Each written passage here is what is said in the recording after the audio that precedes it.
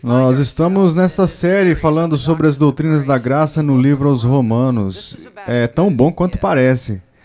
James Montgomery Boyce disse certa vez que se a Bíblia é um anel, o livro aos Romanos é o diamante desse anel. E ele foi mais longe e disse: o ápice lapidado desse diamante é Romanos capítulo 8. É exatamente onde nos encontramos quando começamos agora este novo segmento desta série. O apóstolo Paulo é o escritor do livro aos Romanos e ele é o ávido defensor da graça soberana. Ele entende bem, ele foi salvo pela graça soberana naquela estrada até Damasco. Ele não estava buscando Cristo, ele não estava buscando o Evangelho, ele estava buscando perseguir a igreja. E num momento o Senhor apareceu para ele, o derrubou por terra e ele se tornou um troféu da graça de Deus. E foi dito a ele que você é um instrumento escolhido por mim. A partir do momento dessa conversão, Paulo compreendeu que havia sido escolhido soberanamente por Deus. Não apenas para o serviço, mas para a salvação. E ao longo do seu ministério, enquanto ele pregava e ensinava, isso sempre esteve na vanguarda do seu ensinamento. E ao lermos o livro aos Romanos, lemos em alto e bom som esta verdade da graça soberana de Deus. Agora, a este ponto aqui, já examinamos a doutrina da depravação total, ou a corrupção radical. E agora nós queremos, nesta aula, falar sobre a doutrina da eleição soberana. Esta é uma verdade imponente que é ensinada em toda a Bíblia, mas aqui no livro aos Romanos, ela recebe uma atenção especial. Em Romanos 8, 9 e 11, Paulo concentra o seu foco nesta verdade da eleição soberana e incondicional de Deus, dos pecadores individuais, desde antes da fundação do mundo. Se você trouxe a sua Bíblia, eu convido a abrir comigo em Romanos capítulo 8, e o versículo é o 29. E há mais versículos do que serei capaz de passar, e é frustrante para mim. Eu não vou poder abraçar tudo que eu queria dizer aqui agora, mas vamos passar pelo pico da montanha. E de fato começa em Romanos capítulo 8, no versículo 29. Essa corrente de ouro da salvação. No versículo 29, porquanto aos que de antemão conheceu, também os predestinou. E no versículo 30 continua, e aos que predestinou, a esses também chamou, e aos que chamou, a esses também justificou, e aos que justificou, também glorificou. O que há de tão bonito nesses versículos é que eles começam na eternidade passada e se consumam na eternidade futura. Isso passa por toda a extensão da salvação de Deus. E na eternidade passada, essas duas palavras, antemão e predestinou, simplesmente saltam na página. E nós precisamos discutir isso ao começar o nosso pensamento a respeito da eleição soberana. Eu sei o que algumas pessoas pensam quando chegam ao versículo 29. Eles dizem: eu sei o que isso significa. Isso significa que Deus olha pelo túnel do tempo para ver quem irá escolhê-lo. Então Deus, ao ver isso, irá escolhê-los de volta. Todos nós já ouvimos esse argumento. E eu quero que você saiba que nada poderia estar mais longe da verdade. Na verdade, essa ideia está de fato fundamentada, eu acredito, no paganismo. E simplesmente em um pensamento idólatra. Não tem nenhuma base na palavra de Deus. E deixa eu dar a vocês algumas razões. Em primeiro lugar, Deus nunca olhou para o futuro para aprender qualquer coisa. Isso seria uma visão um tanto idólatra e degradante de Deus.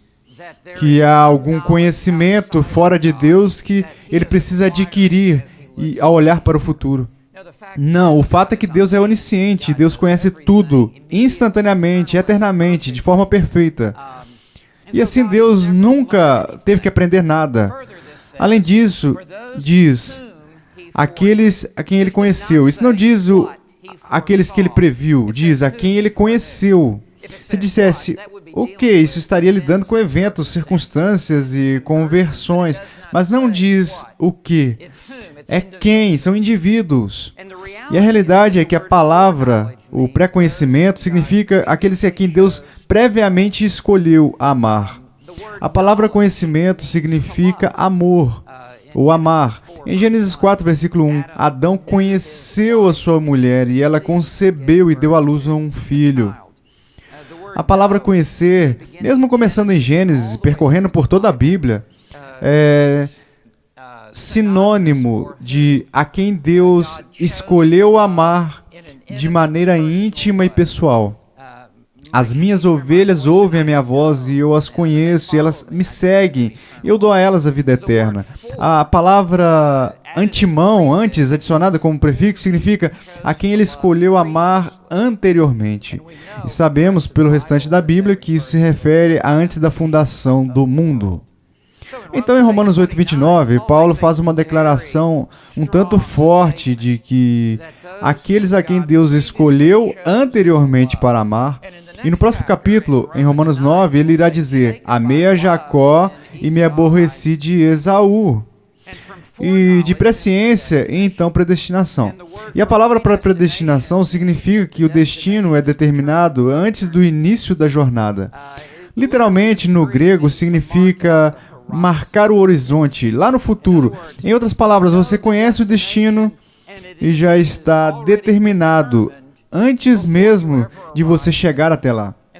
E então a predestinação segue a presciência no sentido de que a predestinação a torna irrevogável, não pode ser alterado ou mudado. Então, em Romanos 8, há uma declaração muito forte sobre o amor eletivo soberano de Deus. Quando chegamos a Romanos 9, isso de fato se torna muito mais forte. Na verdade, Romanos 9 é o Monte Everest deste assunto. E enquanto algumas pessoas podem fazer um versículo ali e pegá-lo individual, dizer algo diferente do que realmente diz, é impossível redirecionar um capítulo inteiro da Bíblia e fazer com que ele diga algo diferente do que ele está dizendo. E no capítulo 9 de Romanos, Paulo faz uma declaração forte. Uma série de declarações, como encontramos em qualquer lugar da Bíblia. E começando no versículo 11, terei que selecionar apenas alguns versículos particulares aqui. Confie em mim, eu gostaria de poder parar e fazer uma exposição de Romanos capítulo 9. Mas simplesmente aqui para reunir alguns dos pensamentos-chave. No versículo 11, nós lemos: e ainda não eram os gêmeos nascidos, e isso é uma chave. Ainda não eram nascidos, nem tinham praticado bem ou mal, para que o propósito de Deus quanto à eleição prevalecesse, não por obras, mas por aquele que chama. E nada poderia ser mais claro do que o que Paulo está dizendo aqui, que antes mesmo de Jacó e Esaú serem concebidos no ventre, Deus já havia feito uma escolha determinante, pela qual ele escolheria um para a salvação e o outro seria preterido para esta mesma salvação. No versículo 12, o próximo versículo, foi dito, já fora dito a ela, o mais velho será servo do mais moço. Isso mostra o quão inesperadas são as escolhas de Deus, porque pensaríamos que o mais velho seria o escolhido e o mais novo seria deixado de lado. A ordem normal de nascimento era que a bênção iria para o filho mais velho. Mas aqui Deus inverte. Isso simplesmente mostra que os caminhos de Deus estão acima dos nossos próprios caminhos e pensamentos. Estão acima de tudo isso. No versículo 13, como está escrito, amei Jacó, porém me aborreci de Esaú. Ele amou a Jacó e se aborreceu, ou odiou Esaú. Não por causa de nada de bom que Jacó fez. O versículo 11 deixa isso muito claro. E se origina simplesmente no coração, na mente e na vontade de Deus. Deus não amou Jacó por causa de Jacó. Deus amou Jacó apesar de Jacó. Na verdade, o que não entendo é como Deus pôde amar Jacó. Eu entendo como Deus pôde odiar Esaú, porque Esaú era um pecador, como você e eu somos. E havia toda a razão para Deus, um Deus santo, rejeitar Jacó e ignorá-lo. Então, no versículo 14, que diremos, pois? A injustiça da parte de Deus E Paulo responde com a negativa mais forte encontrada na língua grega, megnoito, de modo nenhum. E Paulo levanta um objetor imaginário de que diria, bem, isso não é justo, Paulo. Bem, o que não é justo é que Jacó vá para o céu. O justo é Esaú ir para o inferno. Você e eu não queremos a justiça de Deus, queremos misericórdia e graça de Deus. Então Paulo expõe essa falácia do pensamento de alguém. Se você disser, ora, isso não é justo, Paulo, Deus escolher um e não escolher o outro. Bem, o que não é justo é Deus ter misericórdia de qualquer ser humano. Se Deus fosse misericordioso para apenas um, seria uma graça incrível. Mas ainda assim ele escolheu um grande número, tão grande que o apóstolo João não poderia nem mesmo contá-los quando estava no céu. Então, ele diz no versículo 15, terei misericórdia de quem me aprover ter misericórdia. Isso é Deus falando, e compadecer-me-ei de quem me aprover ter compaixão. E o que isso quer dizer é que Deus é absolutamente livre para conceder a sua misericórdia a quem Ele quiser, porque ninguém pode reivindicar a sua misericórdia. Só temos direito à sua ira. Na realidade, é isso. Todos nós merecemos a ira. Para Deus conceder misericórdia, isso significa que Ele é livre para conceder tal compaixão a quem quer que seja. Então, no versículo 16, em Romanos 9, ele diz, assim, pois, não depende de quem quer ou de quem corre, mas de usar Deus a sua misericórdia. Esse versículo é bem cristalino, não é difícil de entender, é simplesmente duro de engolir. Essa é uma enorme porção da teologia que diz o ponto principal para toda a nossa salvação não depende de nós, depende inteiramente de Deus. E, portanto, não se originou com a nossa vontade de escolher crer em Jesus Cristo. Nós escolhemos crer em Cristo, mas apenas com a fé que Deus nos concedeu. E falaremos sobre isso adiante. Mas ela se originou não na nossa vontade dentro do tempo, ela se originou com a vontade de Deus na eternidade passada. Tudo se origina de Deus. E é por isso que em Romanos 11:36, mais adiante ele irá dizer, porque dele, por meio dele e para ele, são todas as coisas. A Deus seja a glória para todo sempre. Amém. Então, tudo procede de Deus na eternidade passada. E nos versículos 17 e 18, vemos que escolha criteriosa Deus fez. Porque a Escritura diz a Faraó, para isso mesmo te levantei, para mostrar em ti o meu poder e para que o meu nome seja anunciado por toda a terra. Logo, ele tem misericórdia de quem quer e também endurece quem lhe apraz. Está nas mãos de Deus fazer o que lhe agrada e o que mais o honra. E Deus escolhe derramar misericórdia sobre alguns e escolhe derramar ira sobre outros.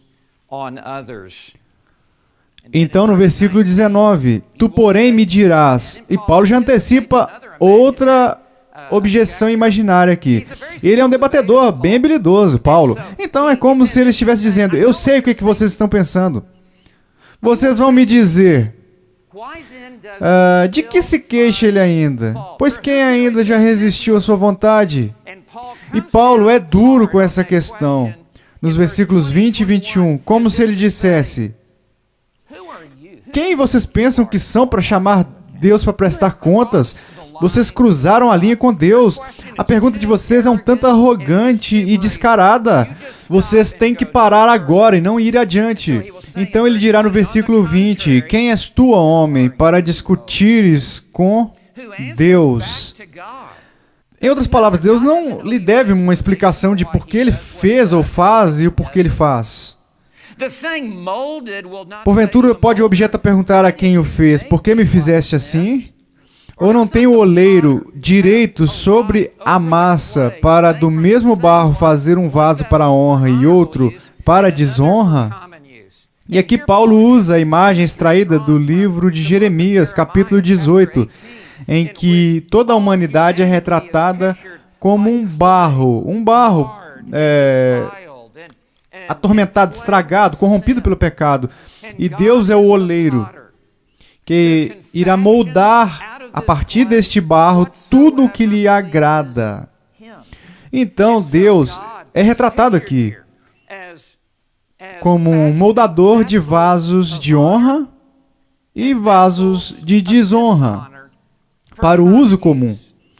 E Deus pode usar alguém para glorificar a si mesmo, colocando sua misericórdia e graça em ação. E Deus pode trazer a glória para si mesmo com o outro, colocando a sua ira e a sua paciência em ação. Então, no versículo 22 deste capítulo monumental, nós lemos: que diremos, pois, se Deus, querendo mostrar a sua ira e dar a conhecer o seu poder, suportou com muita longanimidade os vasos de ira preparados para a perdição, a fim de que também desse a conhecer as riquezas da sua glória em vasos de misericórdia, que para a glória preparou de antemão, os quais somos nós, a quem também chamou, não só dentre os judeus, mas também dentre os gentios. Sabe, há algumas pessoas inteligentes que tentam reinterpretar isso aqui dizendo: ora, isso não é Deus escolhendo para a salvação, é Deus escolhendo para o serviço. Ora, eu quero te dizer que há muito mais coisa acontecendo aqui do que ser um trabalhador da creche.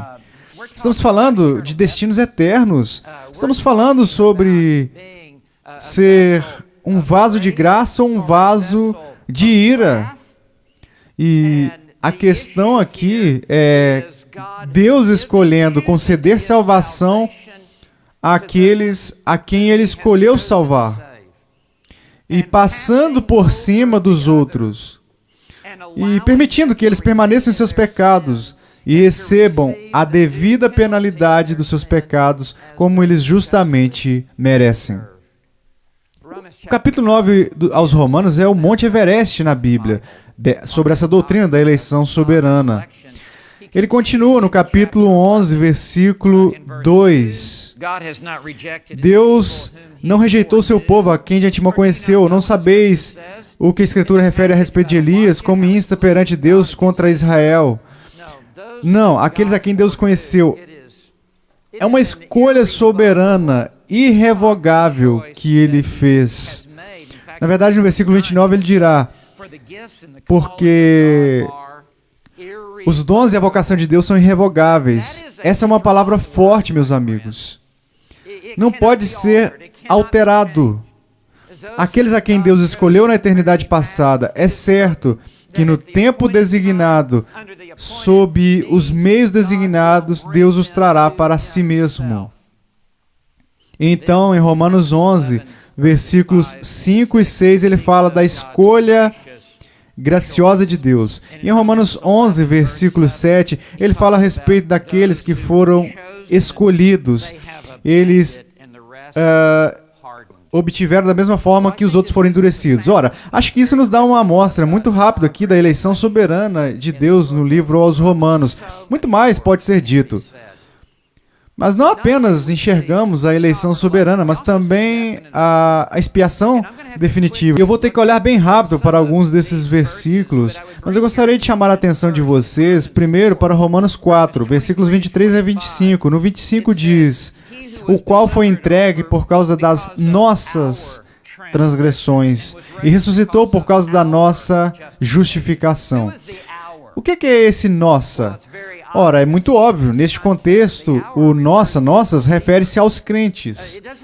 Não fala do mundo, não fala de todas as pessoas no mundo, fala daqueles que são justificados e daqueles que têm uma posição correta diante de Deus. E é por eles que Cristo morreu. Cristo morreu pelas suas ovelhas. Ele morreu por sua igreja. Ele não morreu pelo mundo inteiro. Se ele morresse pelo mundo inteiro, então o mundo inteiro seria salvo. Ao chegarmos ao capítulo 5 aos Romanos, encontramos nos versículos 12 a 21. Adão e o segundo Adão. O primeiro Adão representa toda a humanidade, e o que ele fez afetou toda a raça humana. Quando ele pecou, todos nós pecamos. Mas ao Senhor Jesus Cristo, que é o segundo Adão, e o que ele fez afetou o seu povo. E o que ele fez foi morrer na cruz pelos pecados de sua nova humanidade, os que foram escolhidos e os que foram eleitos. Mas um argumento ainda mais forte acontece em Romanos capítulo 8. E nós lemos que se Deus é por nós, versículo 31, quem será contra nós? Aquele que não poupou seu próprio filho, antes por todos nós o entregou.